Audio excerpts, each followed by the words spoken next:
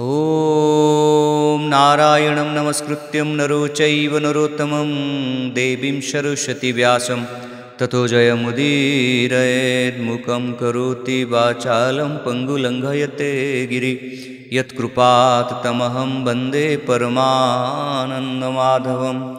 ॐ नमो भगवते वासुदेवाय।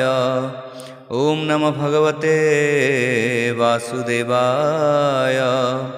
ॐ नमो भगवते वासुदेवाय।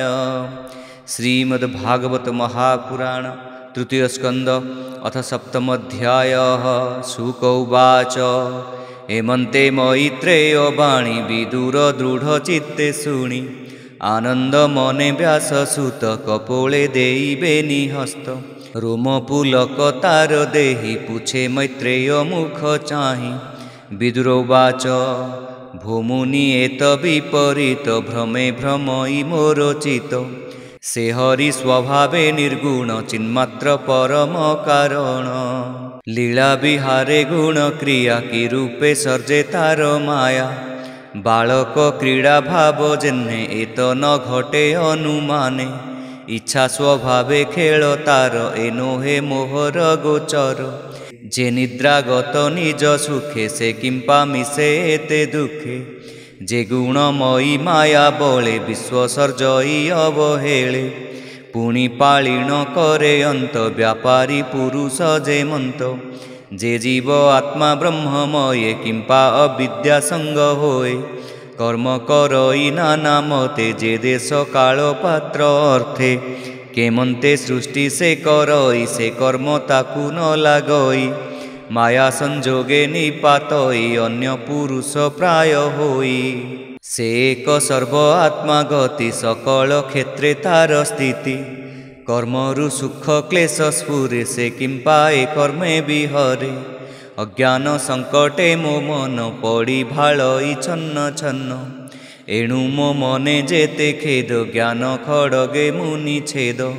शुक उवाच कहन्ति शुक मुनि बर शुण परीक्ष दंडधर एमन्ते विदुरर वाणी सानंदे मैत्रेय शुणि विष्णु चिंतन अनुरागे हसी कहन्ति तार आगे मैत्रेय उवाच से विष्णु मायामय देहि एमन्ते मन को मोहई ईश्वर स्वभावे विमुक्त तार बंधन माया मात्र जेसने स्वप्ने अनुमान हुई मस्तक छेदन से रूपे आत्मार बंधन असत्य सत्य प्राय जान आत्मार विपरीत भावे ईश्वर ईश्वर स्वभावे शरीर भेदे इच्छा करे जेसने दर्पण भितरे देखंता पुरुष को मोहे तार विकार देहे बहे कर्म करन्ते से करई से जेन्हे ताकु न लागई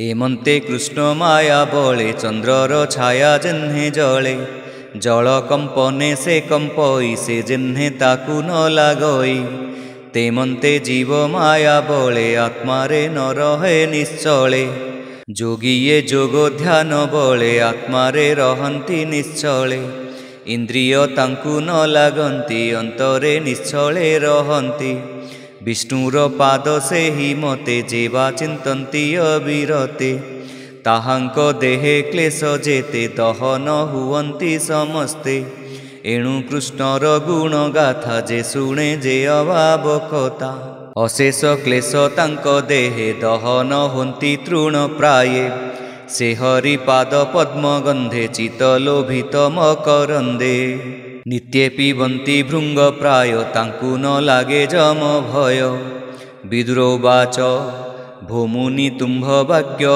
असि मो मन संशय विनाशी जीव परम बेनि भावे चित्त मो प्रवेशिला एबे अविद्या मूल ए संसार सत्य ए वचन तोहर विष्णु माया रे जीव भ्रमे असत्य सत्य प्राय मणे संसारे मूढ़ जेउ जन जेवा ईश्वरे दृढ़ मन एबेनि संसारु तरंती मझी मझी का नाश जानती अनर्थ असत्य संसार सत्य प्रतीति जे मोहर ତା ତୁମ୍ଭ ଚରଣ ସେବାରେ ନାସିବି ତୁମ୍ଭର କୃପାରେ।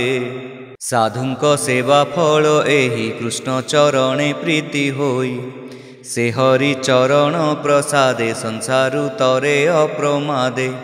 ବୈକୁଣ୍ଠ ମାର୍ଗ ସାଧୁ ଜନେ ତାହାଙ୍କ ସେବା ଅଳ୍ପ ପୁଣ୍ୟେ, ଦୁର୍ଲଭ ଅଟଇ ଜଗତେ ହରି କୀର୍ତ୍ତନ ଯହିଁ ନିତ୍ୟେ।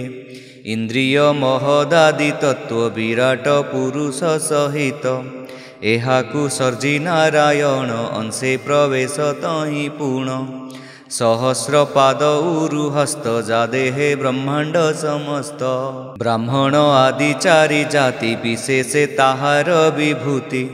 ବିସ୍ତାରି କହତୁ କାରଣେ କ୍ଷୀଣ ସଂଶୟ ହୋଏ ଯେଣେ, ଏ ସୃଷ୍ଟି ବିସ୍ତାର କାରଣେ ଯେମନ୍ତେ ପ୍ରଜାପତି ଗଣେ। ସ୍ୱର୍ଗ ସಮೇତେ ପ୍ରତିସର୍ଗ ମନୁ ମନୁ ଅନ୍ତର ଭୋଗ, ଏହାଙ୍କ ତହୁଁ ବଂଶ ଯେତେ ବଂଶାନୁଚରିତ ସହିତେ। ବିରାଜ ରୂପ ଦେହ ମଧ୍ୟେ ଯେବା ବସନ୍ତି ଅଧ ଊର୍ଦ୍ଧ୍ୱେ, ଚତୁର୍ଦଶ ଲୋକ ସ୍ଥିତି କେ କେତେ ଅନ୍ତରେ ବସନ୍ତି। ଦେବ ମନୁଷ୍ୟ ପଶୁ ଗଣ ପକ୍ଷୀ ପତଙ୍ଗ ଭୂମି ତୃଣ, ସ୍ୱେଦଜ ଅଣ୍ଡଜ ଉଦ୍ଭିଜ ଯେ ଅବା ପୁଣି ଜରାୟୁଜ। ଏହାଙ୍କ ସ୍ୱର୍ଗର ବିଭାଗ ଭୂମୁନି କହ ମୋର ଆଗ। ଯେ ଗୁଣେ ଯେବା ଅବତାରେ ସୃଷ୍ଟି ପାଳନ ଅନ୍ତ କରେ, ଯେମନ୍ତେ ସୃଜେ ଶ୍ରୀନିବାସ ତାର ମହିମା ତୁ ପ୍ରକାଶ। ଯେ ବର୍ଣ୍ଣାଶ୍ରମଙ୍କ ବିଭାଗ ସୁଶୀଳ ସ୍ୱରୂପ ସ୍ୱଭାବ, ଋଷିଙ୍କ ଜନ୍ମ କର୍ମ ଯେତେ ବେଦ ବୃକ୍ଷର ଶାଖା କେତେ। ଯଜ୍ଞ ବିଧାନେ ବେଦ ବିଧି ଯୋଗ ସାଧନେ ଯେତେ ସିଦ୍ଧି, ନିଷ୍କାମ ସାଂଖ୍ୟ ବିଦ୍ୟାସାର ଯେ ତନ୍ତ୍ର ମନ୍ତ୍ରର ବିଚାର। ପାଷଣ୍ଡ ପଥର ବୈଷମ ଯେ ଅନୁଲୋମ ପ୍ରତିଲୋମ, ଜୀବର ଗତି ଯେତେ ମାର୍ଗେ ଯେ ରୂପ ଗୁଣ କର୍ମ ଯୋଗେ। ଧର୍ମାର୍ଥ କାମ ମୋକ୍ଷ ଆଦି ଯେ ମାର୍ଗେ ଯେମନ୍ତ ସମ୍ପାଦି, ଯେ ବାର୍ତ୍ତା ଦଣ୍ଡ ନୀତି ବେନି ଯେ ବେଦ ବିଧି ଅନୁମାନି। ଶ୍ରାଦ୍ଧର ଯେବା ନୀତି ବିଧି ପିତୃଗଣଙ୍କ ସ୍ଥାନ ସିଦ୍ଧି, ଗ୍ରହ ନକ୍ଷତ୍ର ତାରା ଗଣ ଯେ କାଳ ଚକ୍ରର ପ୍ରମାଣ। ଦାନ ତପସ୍ୟା ଫଳ ଯେତେ ଯେ ଅବା ଲାଭ ଇଷ୍ଟାପୂର୍ତ୍ତେ, ପ୍ରବାସ ସ୍ଥିତି ଯେବା ଧର୍ମ ଆପଦ କାଳେ ଯେବା କର୍ମ। ଯେଣେ ଗୋବିନ୍ଦ ତୋଷ ହୋଇ ଯେ ଧର୍ମ ଜନକ ବୋଲାଇ, ସେ ହରି ପ୍ରସନ୍ନ ଯେମନ୍ତେ ଭୂମୁନି କହ ଦୟା ଚିତ୍ତେ। ସେବକ ଶିଷ୍ୟେ ଋଷି ଗଣେ ଜ୍ଞାନ କହନ୍ତି ସାଧୁପଣେ, ଯେ ପୁତ୍ରେ ପିତା ତୋଷ ହୋଇ ସ୍ୱଧର୍ମ ମାର୍ଗେ ଶିକ୍ଷା ଦେଇ। ଦୀନ ବତ୍ସଳ ଯେଣୁ ଗୁରୁ ପଚାରୁ ଅବା ନ ପଚାରୁ, ତତ୍ତ୍ୱ ପ୍ରଳୟ କେତେ ମତେ ସୃଷ୍ଟିରେ ସଞ୍ଚରନ୍ତି ଯେତେ।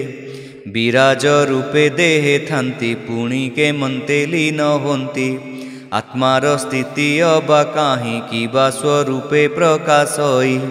ଯେ ଗୁରୁ ଶିଷ୍ୟଙ୍କ ସମ୍ବାଦେ ଜ୍ଞାନ ସାଧନ୍ତି ମୋକ୍ଷ ସଧେ, ଏ ଆଦି ଯେତେ ପ୍ରଶ୍ନ ମୋର ପଣ୍ଡିତ ଜନେ ଯେ ଗୋଚର। କେମନ୍ତେ ପୁରୁଷଙ୍କ ଦେହେ ଜ୍ଞାନ ବୈରାଗ୍ୟ ଭକ୍ତି ହୋଏ, ଏ ଯେତେ ପ୍ରସନ୍ନ ମୋହରି ହରି ମହିମା ଇଚ୍ଛା କରି। ପୁଛିଲି ତୁମ୍ଭର ଅଗ୍ରତେ ଭୂମୁନି କହ ସର୍ବମୋତେ, ଯେଣୁ ମାୟାରେ ପଡ଼ି ମୁହିଁ ଜ୍ଞାନ ବିହୀନେ ଅନ୍ଧ ହୋଇ। ତୁମ୍ଭ କୃପାରେ ଚକ୍ଷୁ ପାଇ ନିର୍ଭୟେ ବିହରିବି ମୁହିଁ, ଜୀବର ଯେବା ଭୟ ଦହେ ହରି ଦେଖାଏ ସର୍ବଦେହେ। ଯେତେ ଏ ବେଦ ଯଜ୍ଞ ମନ୍ତ୍ର ତପ ସମାଧି ଦାନ ତୀର୍ଥ, ଏ ପୁଣ୍ୟ କଳା ମାତ୍ରେ ସମ ନୁହନ୍ତି ବେଦ ଆଦି କର୍ମ। ଶୁକ ଉବାଚ ଏମନ୍ତେ ପୁରାଣ ସଂକଳ୍ପେ ବିଦୁର ମୈତ୍ରେୟ ସମୀପେ। ଆନନ୍ଦେ ଯେତେ ପଚାରିଲା ସୃଷ୍ଟି ସମ୍ବନ୍ଧେ ବିଷ୍ଣୁ ଲୀଳା, ଶୁଣି ହରଷ ମୁନିବର ବୋଲନ୍ତି ଶୁଣ ହେ ବିଦୁର।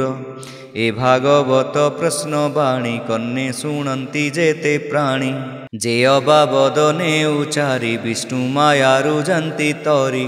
ତୃତୀୟ ସ୍କନ୍ଧେ ଭାଗବତ କହଇ ଦାସ ଜଗନ୍ନାଥ।